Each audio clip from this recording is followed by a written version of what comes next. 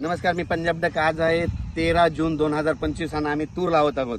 तर काल देखील आम्ही सोयाबीन पेरलं, पाऊस पडला, कापसाची धूळ पेरणी केली, पाऊस पडला आणि आता आज तूर लावायलो. ही 4 फुटावर तूर लावायला या ठिकाणून महाराष्ट्रातल्या शेतकऱ्याला अंदाज देणार आहे. आज आहे 13 जून 2025. आज देखील महाराष्ट्रात दुपारी 3च्या नंतर दुपारनंतर राज्यात ठिकठिकाणी पाऊस पडणार आहे. म्हणून ज्यांचा कापूस लागवड करायची तर तुम्ही करू शकता, पेरणी करायची असेल तर करू शकता, कारण की जमिनीमध्ये खूप ओलं आहे. त्याच्यामुळे काही चिंता करायची गरज नाही. पेरलेलं 100% उगवतं, याच्यावर हे लक्ष देतं.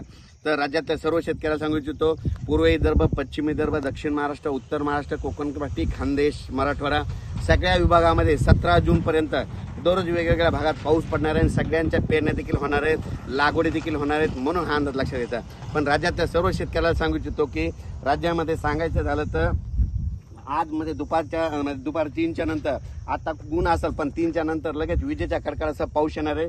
म्हणून हा अंदाज लक्षात घ्यायचा. माझी सर्व शेतकऱ्याला विनंती आहे, विजा कडकडत असताना झाडाखाली थांबून जाऊ नका.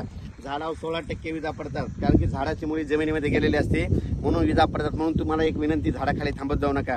विजा कडकडत असताना आंब्याच्या झाडाखाली, लिंबाच्या झाडाखाली, बाबळीच्या झाडाखाली, नारळाच्या झाडाखाली थांबायचं नाही. म्हणून माझी सगळ्याला विनंती आहे, विजा कडकडत असताना आपली पाळीव प्राणी, जनावरे झाडाखाली बांधत जाऊ नका. झाडावर जास्त विजा पडतात. विजा कडकडत असताना लोखंडी पोलला आपली जनावरे बांधत जाऊ नका. लोखंडी पोलवर वीज पडते.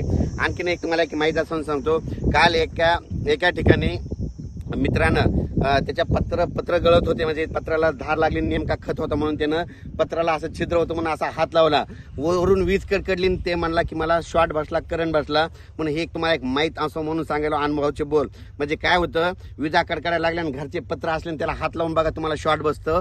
हे तुम्हाला एक त्याच्यातून कळालं. त्याच्यानंतर तुम्हाला एक सांगू इच्छितो की एकदा असंच परिस्थिती झाली होती.